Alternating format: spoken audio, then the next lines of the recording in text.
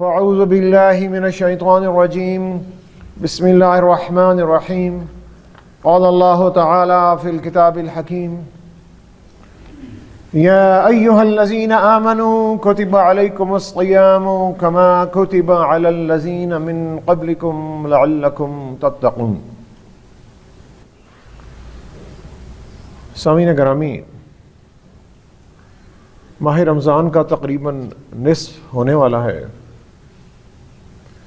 اور اس رحمتوں اور برکتوں والے مہینے سے ہم گزر رہے ہیں کہ جو ہمیں رب سے بہت قریب کرتا ہے اور جسے کہتے ہیں ریکنیکٹ کرتا ہے، کیونکہ پیارے نبی صلی اللہ علیہ وسلم کے فرمان کے مطابق اللہ تعالیٰ نے فرمایا کہ روزہ میرے لیے ہے اور میں ہی اس کا اجر دوں گا۔ یعنی یہ ایک ایسی بندگی کی ایک ایسا جزو ہے کہ جو بندے کو اپنے رب کے بہت قریب کرتا ہے۔ اور سورہ بقرہ کی آیت نمبر 183 جو کہ ہم نے اکثر سنی ہوئی ہے، کیونکہ یہ روزوں سے متعلق ہے اور قرآن مجید میں روزوں سے متعلق احکامات صرف سورہ بقرہ میں ایک ہی جگہ پہ آتے ہیں۔ باقی نماز، زکوٰۃ اور معاملات اور عبادات کے احکامات اللہ تعالیٰ نے قرآن مجید میں بار بار کئی جگہ پہ انہیں دہرایا ہے۔ یہ روزہ ایک واحد ایسی عبادت ہے کہ جس کے احکامات کو اللہ نے قرآن مجید میں کہیں اور نہیں دہرایا۔ تو اور یہ بڑی مشہور سورہ بقرہ کی آیت ہے، اے ایمان والو یا ایھا الذین آمنوا کتب علیکم الصیام کما کتب علی الذین من قبلکم لعلکم تتقون۔ اے ایمان والو، تم پر روزے فرض کیے گئے ہیں اسی طرح جس طرح تم سے پچھلی امتوں پر فرض کیے گئے تھے۔ کیوں فرض کیے گئے؟ لعلکم تتقون، تاکہ تم تقوی کا راستہ اختیار کر سکو۔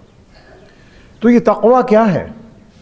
کیا یہ کچھ عبادات پر مشتمل ہے؟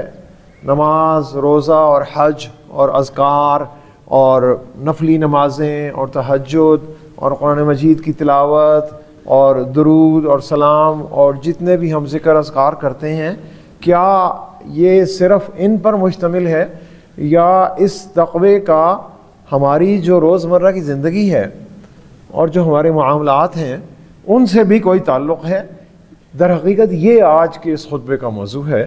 اور تقوی اور عبادات اور معاملات، تو تقوی کا جو ذکر ہے قرآن مجید میں تقریباً 250 سے زیادہ مقامات پر ہے، اور اگر آپ قرآن مجید کو غور سے پڑھیں تو تقوی قرآن مجید کا ایک مرکزی موضوع ہے۔ یعنی آپ بڑے آرام سے کہہ سکتے ہیں کہ قرآن مجید کا مرکزی موضوع کیا ہے، تو قرآن مجید کا مرکزی موضوع ہے تقوی۔ اور تقوی کے لفظ مختلف مقامات پر تقوی کا جو اوریجن ہے اس سے نکلتے ہوئے لفظ واتقوا، فتقوا، واق، متقین، وقی، وقینا، یہ قرآن مجید میں بار بار اللہ تعالیٰ نے دہرائے اور یہ سارے تقوی سے ہی منسلک ہیں۔ آسان زبان میں تقوی کا مطلب کیا ہے؟ آسان زبان میں تقوی کا مطلب ہے حفاظت کرنا، کس چیز کی پروٹیکشن کرنا، اور جو نقصان دینے والی چیزیں ہیں ان سے بچے رہنا۔ تو جیسے ہم دعا کرتے ہیں ربنا آتنا فی الدنیا حسنہ وفی الآخرۃ حسنہ وقنا عذاب النار، اے اللہ آپ ہمیں دنیا میں بھی بھلائی دے دیجئے، اے اللہ آپ ہمیں آخرت میں بھلائی دے دیجئے، وقنا، اور ہمیں بچا لیجئے کس چیز سے؟ آگ کے عذاب سے، کہ بچے رہنا، بچنا، حفاظت کرنا، یہ تقوی ہے۔ حضرت عمر رضی اللہ تعالیٰ عنہ نے حضرت کعب الاحبار رضی اللہ تعالیٰ عنہ سے ایک مرتبہ سوال کیا کہ تقوی کیا ہے؟ حضرت کعب نے کہا کہ کیا آپ کسی ایسے راستے سے گزرے ہیں کہ جس راستے پہ کانٹوں والی جھاڑیاں اور درخت بہت سارے ہوں؟ تو حضرت عمر رضی اللہ تعالیٰ عنہ نے کہا کہ جی گزرا ہوں۔ انہوں نے کہا آپ کیسے گزرتے؟ انہوں نے کہا دامن کو سمیٹتا ہوں، کپڑوں کو سمیٹتا ہوں اور بچا کر گزر جاتا ہوں۔ تو حضرت کعب نے کہا کہ یہی تقوی ہے کہ جب آپ اپنی زندگی گزار رہے ہیں تو زندگی میں اگر آپ پر آزمائشیں اور گناہوں کی کشش آپ کو کھینچ رہی ہے کسی دوسری طرف اور آپ ان سے بچ کے چل رہے ہیں رب العالمین کے احکامات پر اور نبی رحمت صلی اللہ علیہ وسلم کے احکامات پر عمل کرتے ہوئے، یہ تقوی ہے. یعنی بچ کر زندگی گزارنا، گناہوں سے بچ کر زندگی گزارنا، اور جن کاموں سے رب العالمین نے منع فرمایا اور جن کاموں سے نبی رحمت صلی اللہ علیہ وسلم نے منع فرمایا ان سے بچ کر زندگی گزارنا. تو روزے کا ایک ہی مقصد ہے، لعلکم تتقون. روزے تم پر اس لیے فرض کیے گئے ہیں تاکہ تم تقوی کا راستہ اختیار کر سکو. تو تقوی کے بارے میں عمومی طور پر ہمارا یہ خیال ہوتا ہے کہ جو شخص نمازوں کی پابندی کر رہا ہے، باجماعت نماز ادا کر رہا ہے، ذکر اذکار کر رہا ہے، اس کے روزے پورے ہیں، اس نے حج بھی کیا ہوا ہے، عمرے بھی کیے ہوئے ہیں، تو ہم کہتے ہیں کہ یہ بہت متقی شخص ہے. یہ ایک ہمارا عمومی تصور ہے. تقوی کا یہ ایک رخ ہے. تقوی کے در حقیقت دو رخ ہیں. تقوی کا ایک رخ ہے جو عبادات ہے، یہ اس کا ایک پہلو ہے، بہت بڑا پہلو ہے لیکن ایک پہلو ہے. اس سے تقوی مکمل نہیں ہوتا. تقوی کا ایک دوسرا پہلو ہے.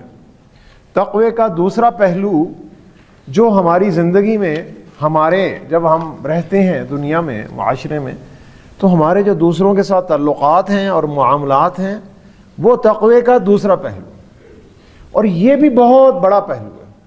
اور قرآن مجید میں یہ بھی جو مضمون ہے بار بار اللہ تعالیٰ نے دہرایا. انسان کے والدین کے ساتھ تعلقات، شوہر کے بیوی کے ساتھ اور بیوی کے شوہر کے ساتھ تعلقات، بچوں کے والدین کے ساتھ اور والدین کے بچوں کے ساتھ تعلقات، قریبی رشتہ داروں کے ساتھ تعلقات، دوستوں کے ساتھ تعلقات، ہمسایوں کے ساتھ تعلقات، جہاں دفتر میں یا جہاں بھی کام کرتے ہیں آپ کے جو ساتھ لوگ ہیں آپ کے ان کے ساتھ تعلقات، دوسروں کے ساتھ لین دین والے معاملات، آپ خوشی میں کیسے آپ کا رویہ ہوتا ہے، آپ کا غم میں کیسا رویہ ہوتا ہے، اور آپ کا غصے کی حالت میں کیسا رویہ ہوتا ہے. یہ آپ کے تعلقات. اور پھر جس ماحول میں انسان رہتا ہے صرف انسانوں کے ساتھ تعلقات ہی نہیں، اللہ تعالیٰ کی بنائی ہوئی دوسری مخلوقات کے ساتھ بھی، یعنی جانوروں کے ساتھ آپ کے تعلقات، درختوں کے ساتھ اور نباتات کے ساتھ اور ماحول کے ساتھ آپ کے تعلقات. اگر یہ سارے تعلقات رب العالمین کے اور نبی رحمت صلی اللہ علیہ وسلم کے احکامات کے مطابق ہیں تو یہ تقوی کا دوسرا پہلو ہے. اور جب یہ تقوی کا دوسرا پہلو ہو گیا تو آپ کے عبادات اور آپ کے معاملات مل کر ایک متقی شخص بناتے ہیں. عبادات کا مقصد آپ کے ہمارے معاملات کو پاکیزہ کرنا. دوبارہ بتاتا ہوں، عبادات کا مقصد ہمارے معاملات کو پاکیزہ کرنا ہے، اور ہمارے پاکیزہ معاملات ہماری عبادات کو اور پاکیزہ بناتے ہیں. ان سے مل کر ایک مسلمان کی ایک شخصیت بنتی ہے اور اس کا کردار بنتا ہے. تو معاملات کی طرف اگر آئیں تو آج کوئی میں 4 یا 5 آپ کے سامنے قرآن مجید سے مثالیں پیش کروں گا کہ تقوی ہمارے آپس کے جو معاملات ہیں ایک دوسرے کے ساتھ، ان معاملات سے مل کر کیسے تقوی بنتا ہے. ہمارے جو ایک دوسرے کے ساتھ تعلقات ہیں، ہمارا اکثر خیال ہوتا ہے کہ جناب انہوں نے میرے ساتھ بڑا اچھا سلوک کیا ہے، میں ان کے ساتھ جواب میں بڑا اچھا سلوک کروں گا. یہ احسان نہیں ہے، یہ تقوی بھی نہیں ہے، یہ تجارت ہے، یعنی ٹریڈنگ ہے. اتنے پیسے لیے، اتنے پیسے دے دیے، اتنے کا تحفہ لیا، اتنے کا تحفہ جو ہے وہ دے دیا. اور اگر کسی نے ہمارے ساتھ برا سلوک کیا تو ہمارا بھی ہوتا ہے کہ ہم کبھی موقع آئے گا تو اس کے ساتھ برا ہی سلوک کریں گے. یہ تقوی نہیں ہے. نبی رحمت صلی اللہ علیہ وسلم نے جب مکہ کو فتح کیا تو کفار مکہ میں سے وہاں پر بہت سارے ایسے افراد موجود تھے کہ جنہوں نے مسلمانوں پر، مہاجرین پر بے انتہا ظلم کیے تھے، بے انتہا ظلم کیے تھے، ایسے ایسے ظلم کہ اگر بتائے جائیں تو رونگٹے کھڑے ہو جاتے ہیں، ایسے ظلم کیے تھے. اور اس سے بڑھ کر انہیں کعبۃ اللہ کے طواف سے بھی روک دیا تھا، یعنی بیت اللہ شریف میں ان کا داخلہ بند کر دیا تھا، انہیں آنے بھی نہیں دیا جاتا تھا. لیکن اللہ نے کیا حکم دیا؟ وَلَا يَجْرِمَنَّكُمْ شَنَآنُ قَوْمٍ أَن صَدُّوكُمْ عَنِ الْمَسْجِدِ الْحَرَامِ أَن تَعْتَدُوا. اور تمہیں اس قوم کی دشمنی جس قوم نے تمہیں مسجد بیت الحرام میں داخل ہونے سے روک دیا تھا، تمہیں اس پر آمادہ نہ کر دے کہ تم حد سے بڑھ جاؤ، کہ تم زیادتی کرنا شروع کر دو.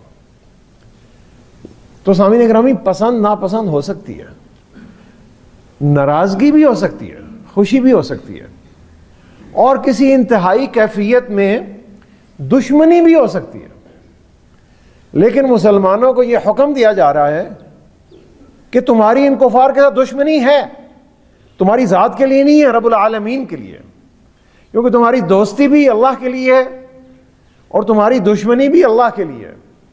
اور کیونکہ تم انسان ہو، تم میں ایک دشمنی کا مادہ آ گیا، یہ دشمنی تمہیں اس بات پر آمادہ نہ کر دے کہ تم ان کے ساتھ زیادتی کرنا شروع کر دو. یہ اب اپنا اگر جائزہ لے تو ہماری جو ایک دوسرے کے ساتھ ناراضگیاں ہوتی ہیں، بہت چھوٹی چھوٹی ناراضگیاں ہوتی ہیں.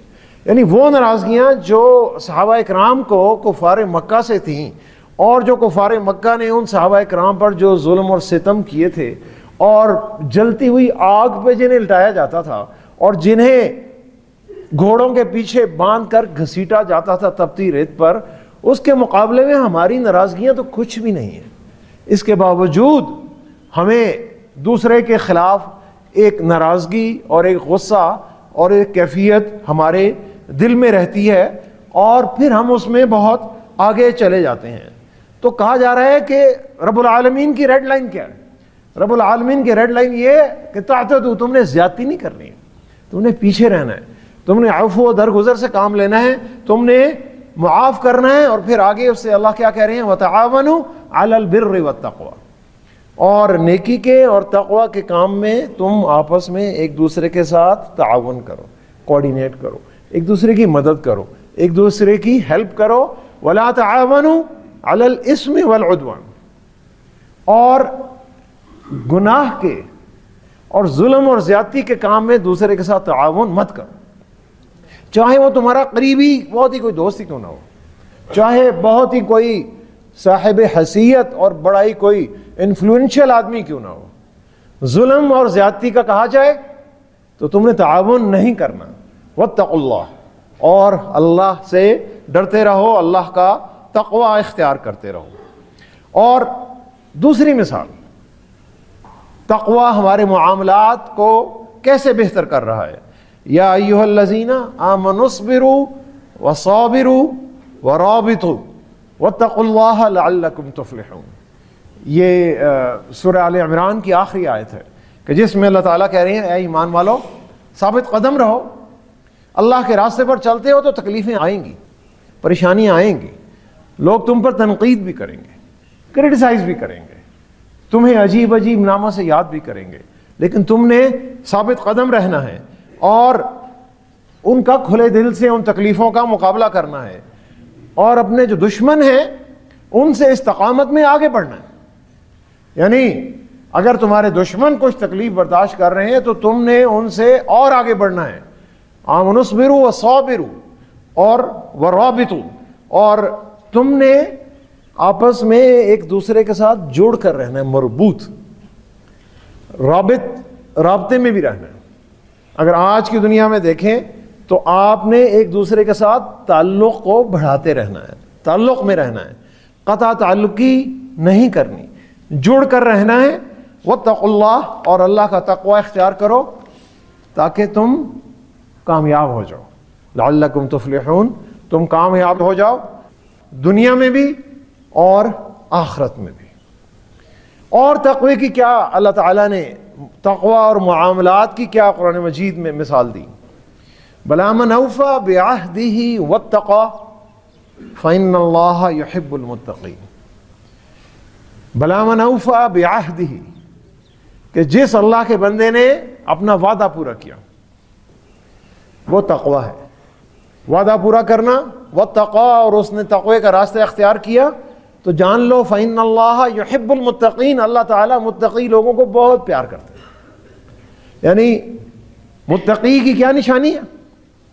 متقی کی نشانی یہ ہے کہ جب وہ وعدہ کرے گا تو پورا کرے گا، چھوٹی سے چھوٹی کمٹمنٹ اور بڑے سے بڑا وعدہ جب کرے گا اسے پورا کرے گا، چاہے کچھ بھی ہو جائے۔ چھوٹے سے چھوٹا وعدہ یہ ہے کہ بھیا میں آپ کو 5 منٹ بعد فون کرتا ہوں، اور پھر 2 دن فون نہیں کرتے، یہ وعدہ خلافی ہے۔ اور بڑے سے بڑا وعدہ کچھ بھی ہو سکتا ہے، کسی بھی معاملات کا کوئی بھی وعدہ۔ تو متقی شخص وہ ہے، اللہ کا پیارا شخص وہ ہے جو وعدہ کرتا ہے پورا کرتا ہے۔ ہم جب معاملات پہ بحث ہو رہی ہوتی ہے، ڈسکشن ہو رہی ہوتی ہے، تو لیڈروں کے بارے میں، دوسروں کے بارے میں ہم بڑی کھل کر رائے دیتے ہیں، لوگ ایسے ہیں، لوگ ایسے ہیں، لوگ ایسے ہیں۔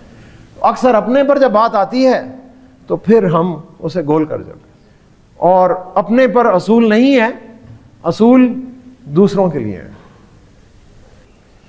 وعدہ پورا کرنے والا شخص وہ ہے جو کہتا ہے وہ کرتا ہے، اور جو کرتا ہے وہی کہتا ہے، یعنی اس کے قول اور اس کے فعل میں تضاد نہیں ہوتا۔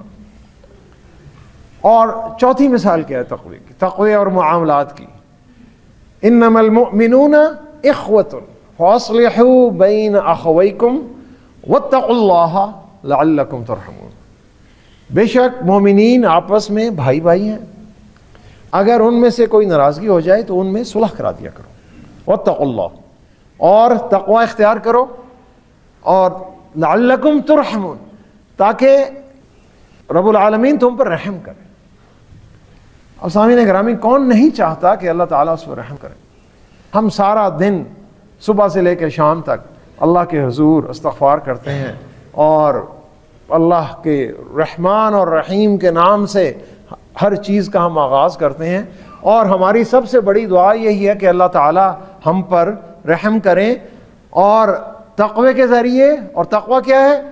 کہ مومنین آپس میں بھائی بھائی ہیں، آپس میں ان کے دل محبت میں ایک دوسرے کے ساتھ جڑے ہوئے ہیں، اور اگر کبھی 2 بھائیوں میں، بہنوں میں کبھی ناراضگی ہو جائے تو ان میں صلح کرا دو، ان کی غلط فہمیوں کو دور کر دو۔ حتیٰ کہ نبی رحمت صلی اللہ علیہ وسلم نے فرمایا کہ جھوٹ بولنے کو بھی جائز قرار دیا، کہ اگر تم نے 2 بھائیوں میں ناراضگی ہے، اس ناراضگی کو دور کرنے کے لیے تمہیں کوئی چیز چھپانی بھی پڑے تو کر دو۔ کیوں؟ کہ تم 2 بھائیوں میں صلح کرانا چاہ رہے ہو، اور اگر ہماری کسی بات سے 2 بھائیوں میں ناراضگی بڑھ رہی ہے تو سامعین گرامی یہ تو تقوی سے بالکل بغاوت کا راستہ ہے۔ تو ناراضگی کو دل سے نکالنا یہ تقوی ہے، اور کسی کے دل میں کوئی ناراضگی ہے دوسرے کے لیے تو ان کی اس ناراضگی کو نکالنے میں مدد کرنا یہ تقوی ہے۔ ناراضگی کو بڑھانا تقوی سے بغاوت ہے۔ تو اکثر ہم اپنے دل میں بہت سارے منفی خیالات لے کر چلتے رہتے ہیں۔ تو ایک مثال میں نے پڑھی تھی، بڑی خوبصورت مثال ہے، کہ آپ نے سفر کر رہے ہیں، کسی بس میں جا رہے ہیں، آپ بس میں جا رہے ہیں تو آپ کہتے ہیں میرے پاس بھائی یہ 4 میرے پاس صندوق ہے، میرے پاس 4 بکسے ہیں۔ اس بس والا وزن نہیں کرتا، کہتا جی نیچے رکھ دیں آپ بس میں چلے جائیں، آپ نے ٹکٹ لیا ہوا ہے چلے جائیں۔ اور ٹرین میں بھی اسی طرح ہی ہے، جتنا سامان لے جائیں لے جائیں۔ آپ جب جہاز میں جاتے ہیں وہ آپ کے 1-1 کلو کا وزن کرتے ہیں، اور آپ بلندی پر جا رہے ہیں۔ کیوں؟ آپ بلندی پر جا رہے ہیں اور آپ نے جلدی پہنچنا ہے، تو جتنی بلندی پر آپ جا رہے ہیں اتنا سامان ہلکا ہونا چاہیے۔ تو اگر اللہ کا بندہ خوش رہنا چاہتا ہے، مطمئن رہنا چاہتا ہے، ایک اچھی زندگی رہنا چاہتا ہے، تو اس کا دل ہلکا ہونا چاہیے۔ اس کے دل میں حسد اور ناراضگیاں اور غصہ اور یہ کینہ یہ نہیں ہونا چاہیے۔ یہ نہیں ہوگا، انسان مطمئن رہے گا۔ انسان مطمئن رہے گا اس کی زندگی اچھی ہوگی. اور کسی مینجمنٹ ایکسپرٹ سے بھی پوچھیں گے تو وہ کہے گا کہ بھائی جو بندہ خوش رہتا ہے نا وہ بہت ترقی کرتا ہے. جو بندہ ناراض رہتا ہے، جس کے ماتھے پہ بل ہوتے ہیں، اور جو بہت سیریس رہتا ہے وہ ترقی نہیں کرتا. تو سامعین گرامی، جتنا بوجھ ہلکا ہوگا اتنی ہی ہم آگے چلے جائیں گے. تو تقوی کا ایک رخ بندے کا اور اللہ کا تعلق ہے، اور تقوی کا جو دوسرا رخ ہے وہ بندوں سے تعلق ہے.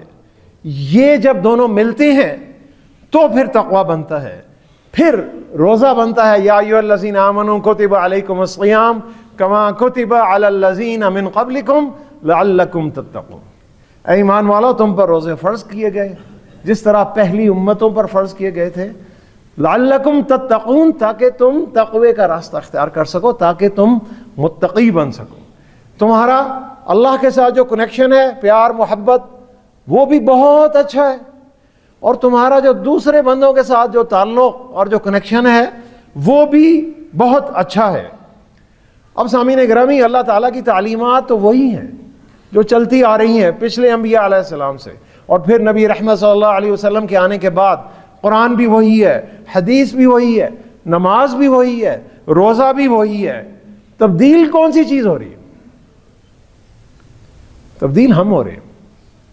انسان چھوٹا ہوتا ہے، اس کے خیالات کچھ اور ہوتے ہیں. بڑا ہوتا ہے، اس کے خیالات کچھ اور ہوتے ہیں. جوانی میں آتا ہے، اس کے خیالات کچھ اور ہوتے ہیں.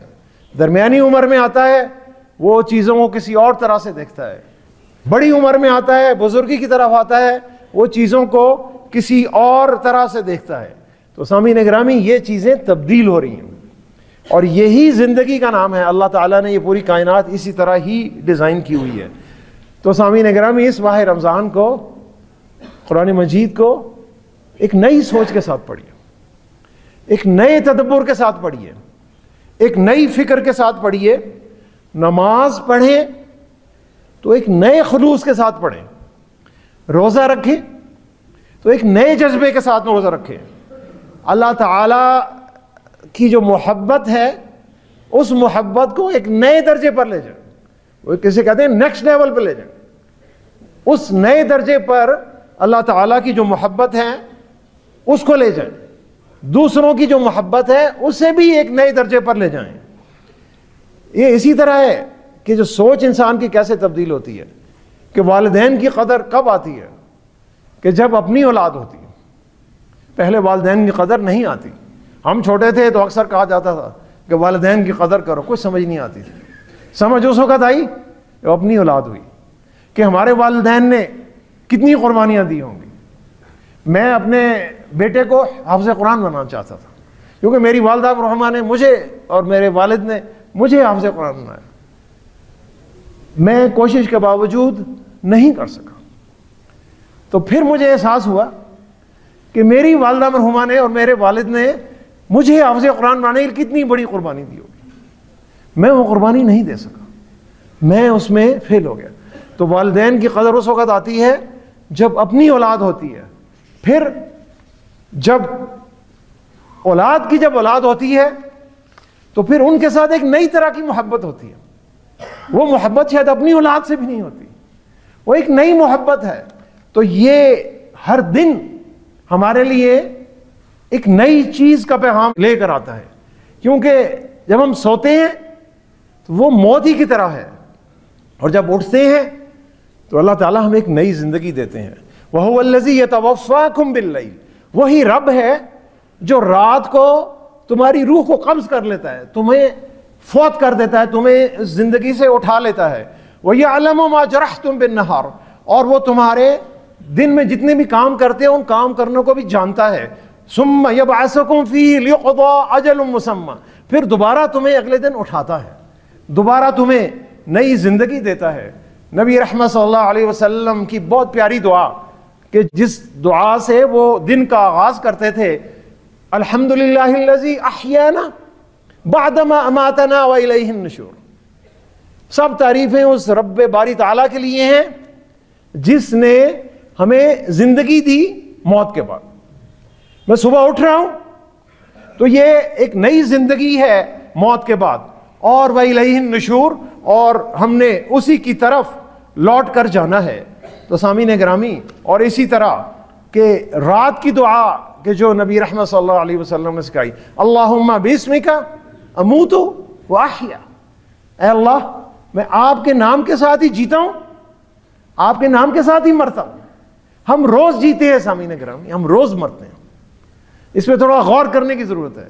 ہر روز صبح جب سورج نکلتا ہے اور ہم جب آنکھ کھولتے ہیں، ہمیں اللہ تعالیٰ ایک نئی زندگی دیتے ہیں۔ ہر نیا دن ایک نئی زندگی لے کر آ رہا ہے، وہ ایک روشن پیغام لے کر آتا ہے اللہ تعالیٰ کا، اللہ تعالیٰ کی رحمتوں اور برکتوں کا پیغام لے کر آتا ہے۔ ہر دن نیکی کے کاموں کو بڑھانے کی ضرورت ہے، اور ماہ رمضان سے بہتر کوئی وقت نہیں ہے سامعین کرام، کوئی وقت نہیں ہے۔ اسی مہینے میں اللہ نے اپنے اس نور کو، قرآن مجید کو نازل کیا۔ ہماری والدہ حضرت خدیجہ رضی اللہ تعالی عنہا نے اسی ماہ رمضان میں پہلی امت مسلمہ کی فرد بنی کہ جنہوں نے نبی رحمت صلی اللہ علیہ وسلم کے ہاتھ پر اسلام قبول کیا، کہ جب نبی رحمت صلی اللہ علیہ وسلم کی بات سننے کو کوئی تیار نہیں تھا، ہماری والدہ حضرت خدیجہ رضی اللہ تعالی عنہا نے نبی رحمت صلی اللہ علیہ وسلم کے دست مبارک پر اسی ماہ رمضان میں اسلام قبول کیا۔ غزوہ بدر 17 رمضان کو ہوئی، فتح مکہ 20 رمضان کو ہوئی۔ طارق بن زیاد کی قیادت میں 1711 عیسوی میں مسلمانوں نے رمضان کے مہینے میں اسپین پر قبضہ کیا، اللہ تعالیٰ نے انہیں فتح نصیب فرمائی، اور پھر 27 رمضان المبارک 1947 کو رب العالمین نے ہمیں یہ باغ و بہار ملک عطا کیا، ایک ایسا ملک کہ جس میں اللہ کے بندے اللہ کی مساجد میں بے خوف و خطر نماز پڑھنے جا سکتے ہیں۔ ہندوستان کی طرح نہیں ہے کہ وہاں پر مساجد کو گرایا جاتا ہے۔ یہ نعمت اللہ تعالیٰ نے ماہ رمضان میں دی، اس نعمت کو سنبھال کر رکھنا ہے۔ اس نعمت کو بنائیں گے تو ہم ہی بنائیں گے، بگاڑیں گے تو ہم ہی بگاڑیں گے۔ افراد کے ہاتھوں میں ہے اقوام کی تقدیر، ہر فرد ہے ملت کے مقدر کا ستارہ۔ تقدیر امم کیا ہے کوئی کہہ نہیں سکتا، مومن کی فراست ہو تو کافی ہے اشارہ۔ سامعین گرامی، فراست یہ ہے کہ ہم جس جس شعبے میں بھی کام کرتے ہیں، جو بھی ہم اس دنیا میں کاروبار زندگی میں رہتے ہیں، اپنا کام پوری محنت، پوری دیانتداری اور پوری لگن کے ساتھ اور بہترین صلاحیتوں کے ساتھ کریں۔ رزلٹ اللہ تعالیٰ پر چھوڑ دیں، اللہ تعالیٰ کے ساتھ محبت کو بڑھائیں، بندوں کے ساتھ محبت کو بڑھائیں۔ یہی تقویٰ ہے، یہی ماہ رمضان کا پیغام ہے۔ دعا کریں کہ اللہ تعالیٰ ہمیں اللہ کے ساتھ تعلق کو بہتر سے بہتر اور بندوں کے ساتھ تعلق کو بہتر سے بہتر اور پاکیزہ بنانے کی توفیق عطا فرمائے، اور اللہ تعالیٰ ہمیں متقین میں شامل فرمائے۔ صدق اللہ العلی العظیم ونفعنی وإیاکم بآیاتہ والذکر الحکیم، انہ تعالی جواد کریم ملک برء رؤوف الرحیم۔